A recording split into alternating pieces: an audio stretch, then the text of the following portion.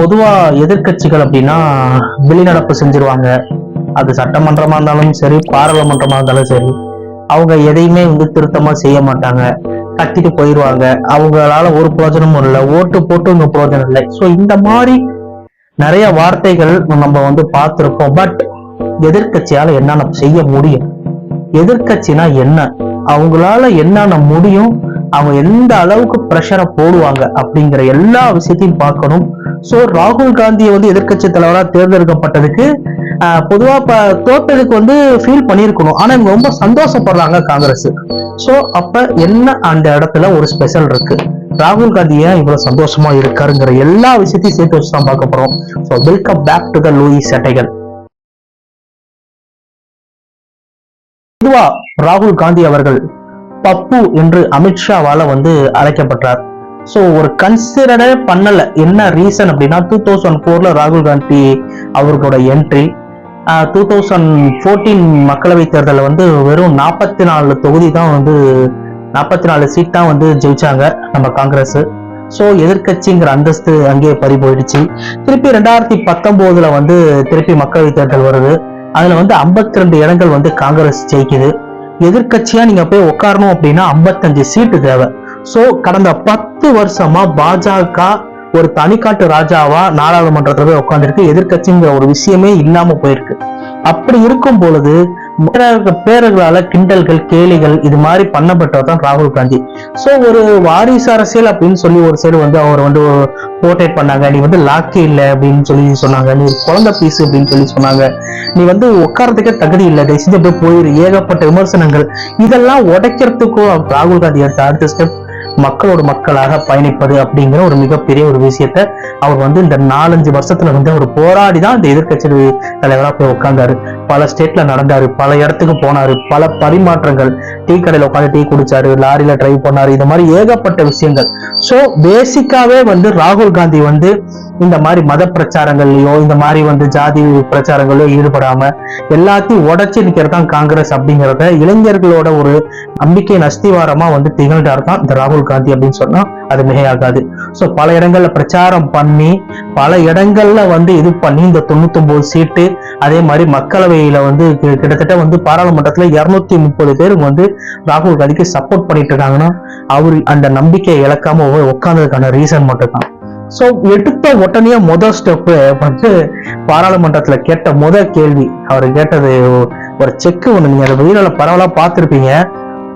இந்துக்கள் அப்படின்னா பிஜேபி கிடையாது, இந்துக்கள் அப்படின்னா RSS கிடையாது, இந்துக்கள் அப்படின்னா பாரத பிரதமர் மோடி கிடையாது அப்படின்னு சொல்லிட்டு போயிட்டே இருப்பாங்க. ஏன்னா 10 வருஷமா ஒரு எதிர்கட்சியே பார்க்காத ஒரு பிஜேபிக்கு இப்ப ஒரு பெரிய தலைவலியா இந்த ராகுல் காந்தி இருக்கிறார் அப்படிங்கறதுதான் உண்மை. வெறுப்பு வெறுப்பு வெறுப்பு, சுயநலம் சுயநலம் சுயநலம் அப்படின்னு சொல்லி நிறைய விஷயங்கள் பேசியிருப்பாரு. சோ உங்களுக்கு நிறைய விஷயங்கள் தெரியணும் அப்படின்னா சன்செட் டிவி அப்படின்னு சொல்லிட்டு ஒண்ணு இருக்கும், நீங்க அதுல போய் ஃபுல்லா போய் பாருங்க. பட் நம்ம நியூஸ் சேனல்ல அதை தமிழ்ல போடுறப்ப, மொழிபெயர்ப்பு போடுறப்ப இன்னும் கொஞ்சம் உங்களுக்கு கம்ஃபர்டபுள் ஜோனா இருக்குன்னு நான் நம்புறேன். அதே மாதிரி இப்போ ஒரு ரீசன் சொல்லியிருப்பாரு, இந்த மோடி அவர்களை பார்த்து நீங்கதான் கடவுளோட பிள்ளையாச்சு, டைரக்டா பேசுறீங்களே அப்படின்னு சொல்லிட்டு சிவனோட போட்டோவெல்லாம் எடுத்துட்டு பண்ணியிருப்பாரு. ஆனரபிள் ஸ்பீக்கர் அவரால் என்ன சபாநாயகரால எதுவுமே பண்ண முடியல.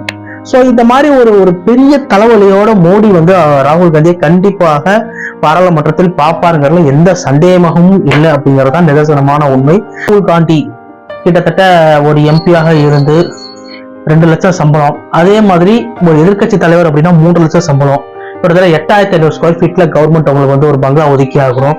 அதுக்கான வாடகையோ எந்த காசையோ கொடுக்கணும் அவசியம் இல்லை. Z+ பாதுகாப்பு, 14 வீரர்கள் கொண்ட கமாண்ட் ஆஃப் ஃபோர்ஸ் அவங்களுக்கு பாதுகாப்பு கொடுப்பாங்க. சோ இப்படிதான் ராகுல் காந்தி இப்பொழுது டெல்லியில் இடம்பெயர்ந்துள்ளார், இப்படிதான் இருக்காரு. சோ அவரோட சிந்தனை ஃபுல்லா என்ன அப்படின்னா, இப்ப நீங்க எடுத்தோடனே மோடி ஒரு எந்த விஷயத்தையுமே பாராளுமன்றத்துல தீர்மானத்தை நிறைவேற்ற முடியாது. எதிர்கட்சி தலைவர்களும் எதிர்கட்சிகளோட உறுப்பினர்களும் அதுக்கு ஆதரவு தெரிவிக்கணும். ஃபார் எக்ஸாம்பிள் சொல்லணும் அப்படின்னா, இப்ப தேர்தல் ஆணைய கமிஷனோட இயக்குனரா இருக்கட்டும், லோக்சபாவோட தலைவரா இருக்கட்டும், இந்த மாதிரி ஏகப்பட்ட விஷயங்கள் கட்சியோட சைன் வேணும். அப்படி இருந்தா மட்டும்தான் அது நிறைவேற்ற முடியும். இந்த சைடு மோடிக்கு இன்னொரு தொல்லை என்ன அப்படின்னு பாத்தீங்கன்னா, உங்க எல்லாருக்குமே தெரிஞ்ச பீகார் நிதிஷா இருக்கட்டும், சந்திரபாபு நாயுடு முன்ன பெரும்பான்மையோட ஒரு முடிவை எடுக்கிறதுக்கும் இப்ப இவங்க 2 பேர்த்தோட சேர்த்துதான் பெரும்பான்மை கிடைக்குது. அப்ப எந்த முடிவும் ஒரு ஃப்ரீயா எடுக்க முடியாது. இதுதான் வந்து இப்ப ஒரு மிகப்பெரிய தலைவலி. அது ராகுல் காந்திக்கு பிளஸ் பாயிண்ட். சோ நான் பார்த்த ஒரு அரசியல் என்ன அப்படின்னா, எதிர்கட்சி அப்படிங்கிறது என்ன, நம்மளோட 3 விஷயத்த வந்து வச்சிருக்காங்க எதிர்கட்சி. ஃபர்ஸ்ட் அடுத்தனா உள்ள வந்தோடனே துணை சபாநாயகர் பதவி வந்து எதிர்கட்சிக்கு வழங்க வேண்டும்னு சொல்லி ஒரு செக். 2வது செக் என்ன தெரியுமா, நீட் எக்ஸாம்க்கு எதிராக தீர்மானத்தை கொண்டு வரணுங்கிறது 2வது செக். 3வது இங்க இருக்கிற செங்கோலை நவுத்தணும் அப்படின்னு சொல்றது 3வது செக். சோ இந்த மாதிரி ஒரு எதிர்கட்சிகள் வந்து ஒரு விஷயத்த கோரிக்கை வைத்து நிப்பாட்டுறப்ப அது சில விஷயம் மக்களின் குரலாகவும் இருக்கும். ஏன் இருக்கும்? ஏன்னா அவங்க அந்த ஸ்டேட்ல அந்த மக்கள் அவங்க ஓட்டு போட்டிருப்பாங்க. அந்த ஸ்டேட்டோட பிரச்சனையை அவங்க சொல்லிதான் இவங்க ஜெயிக்க வச்சிருப்பாங்க. இதை நீங்க நிறைவேற்றுங்க, நீங்க வந்து அங்க போய் பேசணும் அப்படின்னு சொல்லிட்டு இதை இப்படி பார்ப்போமே. இப்ப எதிர்கட்சியோட கருத்துன்னு நீங்க சொல்றீங்களா என்ன அப்படின்னு சொல்லி சிலர் கேட்கலாம், தவறு கிடையாது. ஏன்னா ஒருவேளை ராகுல் காந்தி இப்ப பிரதமரா மாறிட்டாருன்னு வச்சுக்கோங்க, அப்ப அவருக்கு ஓட்டு போட்டவங்களோட கருத்தெல்லாம் எப்படி போகும் அப்படின்னா அவருக்கு சாதகமா போகும். அவருக்கு சாதகமா போறப்ப மோடி சைடுல உள்ளவங்க எதிர்கட்சி கருத்தா மாறும். அப்ப 2 சைடுமே வந்து கருத்து மாற்றங்கள், அதுக்கான மக்கள்கள் இருப்பாங்க. இப்ப 230 தொகுதியிலுமே மக்களோட பிரச்சனைகள் எனக்கு இருக்கு, இந்த அரசாங்கம் தேவையில்லைங்கிறதுனாலதான் வந்து ராகுல் காந்தியை ஓட் பண்ணியிருக்காங்க. அப்படி இருக்கும்போது அவங்களோட கருத்தையும் கேட்கணுமே ஒழிய அவங்களோட எதிர்கட்சிக்காரங்களோட கருத்து அப்படின்னு சொல்லிட்டு மோடி அரசு அதை பின்னுக்கு தள்ளவே கூடாது. சோ மக்களுக்கு வந்து ஒரு ஸ்பேஸ் கொடுக்கணும். அதனாலதான் சொல்லியிருப்பாரு, எதிர்கட்சியும் ஆளுங்கட்சியும் ஒன்றிணைந்துதான் வந்து இதை வந்து வழி நடத்தணும் அப்படின்னு சொல்லி ராகுல் காந்தி வந்து அருமையா சொல்லியிருப்பாரு. சோ நான் பார்த்த ராகுல் காந்தி இப்ப ஒரு ஃபர்ஸ்ட் தடவை வந்து கிட்டத்தட்ட வின் பண்ணியிருக்காருன்னா கண்டிப்பா வின் பண்ணியிருக்காரு. அந்த டவுட்டே வேண்டாம். எதிர்கட்சியா இருந்தா என்ன பண்ணலாம் அப்படிங்கறது அவங்களுக்கு நல்லாவே தெரியும். சோ நான் பார்த்த ராகுல் காந்தி வந்து இனிமேல் வந்து ஒரு மிகப்பெரிய ஒரு தலைவரா வந்து மாறுறதுக்கு நிறைய வாய்ப்புகள் இருக்கு. அதே மாதிரி இருக்கிற 230 உறுப்பினர்களும் அவர் கட்டுப்பாட்டுல இருக்கணும். அவங்களோட கண்ட்ரோல இருந்தா மட்டும்தான் அந்த 5 வருஷம் வந்து கண்டினியூ பண்ணி தொடர முடியும். இதே வார்த்தை மோடி அவர்களுக்கும் பொருந்தும். சோ நான் பார்த்த இந்த எதிர்கட்சி அப்படிங்கிறது வந்து சும்மா கத்திக்கிட்டு வெளியில ஒரு எதிர்கட்சி இல்ல, நிறைய தீர்மானங்கள் எதிர்கட்சி சேர்ந்தா மட்டும்தான் நிறைவேற்ற முடியுங்கிறதுனால மோடி சில விஷயங்களில் அவருக்கு சாதகமாகவும் நடந்து கொள்வார் அப்படிங்கிற ஒரு நம்பிக்கையும் இருக்கிறது. இன்னொரு விஷயம் நான் சொல்லணும்னு நினைக்கிறேன், இதை வந்து ஒரு ஜெனரல் டாபிக்கா ஒன்று பார்க்கணும். நாங்க தமிழ்நாட்டில் எங்களுக்கு வாய்ப்பு கொடுத்திருந்தா நாங்க கண்டிப்பா வந்து நல்ல விஷயங்களை வந்து தமிழ்நாட்டுக்கு திட்டத்தை கொண்டு வந்திருப்போம் அப்படின்னு சொல்லி தமிழிசை மேம் சொல்லியிருக்காங்க. இந்த வார்த்தையே எனக்கு ஒரு மிகப்பெரிய கண்டென்ட்டா தோணுச்சு. ஸோ நெக்ஸ்ட் வீடியோல அதை பத்தி நான் ஒரு மிகப்பெரிய அப்லோடா உங்களுக்கு வந்து நான் இறக்கி உங்களுக்கு நான் காட்டுறேன்.